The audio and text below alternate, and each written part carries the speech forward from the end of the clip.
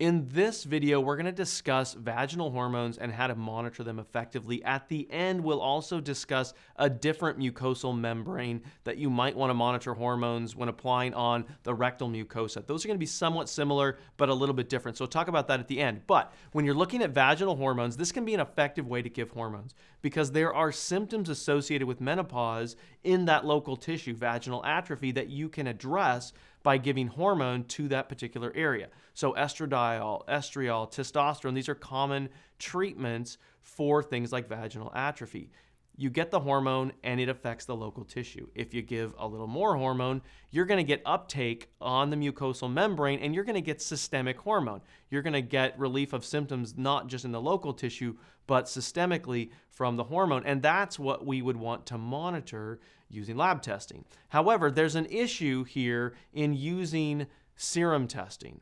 And that is the up and down pattern is simply not predictable. Here's an example from a study where they were looking at women taking vaginal testosterone. So it's two different women, but they're taking the same exact product the same exact way, and then they're monitoring their blood, and you can see one woman has a peak at 8 hours. The other woman is back to baseline at 8 hours, although she had a peak, it was just earlier, right? So we don't know when to test them. If you get a low value, you either didn't give enough hormone potentially, or you just missed the peak, and you really don't know. So there's a better way to do that, and that would be to use urine testing. Now, in urine testing, what you have is you have a collection over time, right? It's easier to average out the peaks and the valleys. But let's talk about testosterone, because there's an issue here, and it's very significant. And that is, I'm measuring testosterone in the urine. And if the patient is applying the testosterone to the labia or intravaginally, then you're obviously at risk of contaminating the sample with testosterone. Keep in mind, a supplement of testosterone is many, many times higher, probably 1,000,000 times higher than what's actually in a biological sample. So if you contaminate it, that's a significant problem, but there's a solution. So we have a unique solution with our Dutch test, and we have looked at this issue and said, look, in the urine, we don't actually have free testosterone. The supplement brings in testosterone. The urine doesn't have testosterone. It has testosterone in a conjugated form, right? So the testosterone exists in the urine predominantly, about 99%, as testosterone glucuronide or testosterone sulfate. Why is that? Testosterone is not that water soluble. So your body puts this water soluble group on it, and now it can be excreted in the urine. And we've shown from our research as well as in published research that those conjugates correlate really well to bioavailable hormone. They correlate to a serum testosterone or serum estradiol or progesterone. However, we can take advantage of the fact that it's in a different form. So what our method does when we do our lab testing is we just assume that every sample might be contaminated with free testosterone, with free estradiol or free estriol. And so we separate out the free hormone from the conjugated hormone, and we test only the conjugates, meaning if you don't contaminate the sample, you're going to get the same value. If you do contaminate the sample, a traditional urine result is going to give you an artificially increased value, whereas we will remove that free hormone. So you can see here is an example of a side-by-side comparison of a urine sample with vaginal contamination of those hormones.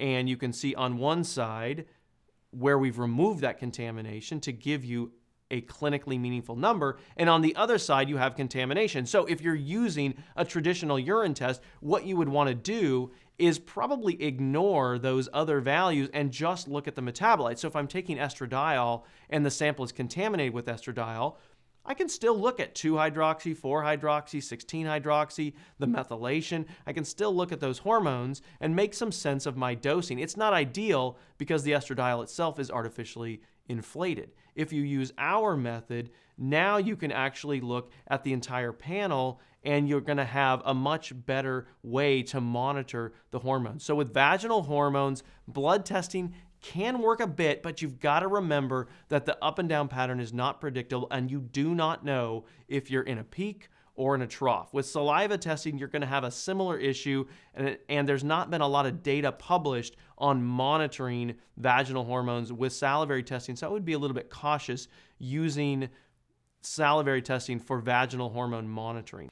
if you put a patient on a hormone using the rectal mucosa. So sometimes men will use testosterone or DHEA that way. Sometimes women with progesterone, testosterone. It's actually a pretty good way to get systemic uptake of hormone because you've got the hormone not on the skin, but on a mucosal membrane where it's going to take up that hormone and we can monitor that. So it's the same issue as with vaginal is you don't know where the peak and where the trough is with serum testing. Urine testing is going to be a much more effective way to test, and you don't have to worry about contamination. The one caveat there to remember as you're looking at potentially vaginal hormones and using the anal mucosa for hormone application is that the anal mucosa, the blood vessels there, empty more directly into the liver. So you might get a little bit more of sort of a pseudo first pass effect and get more metabolites from that have not necessarily been in systemic circulation. Whereas with vaginal hormones, the hormones tend to go more systemic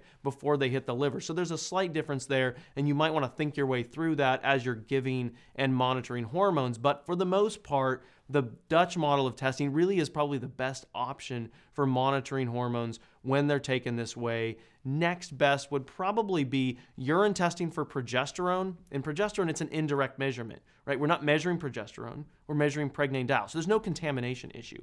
For estradiol, testosterone, probably your next best option is blood testing. But again, you've got to be really careful because it's not ideal in terms of the kinetics for the testing.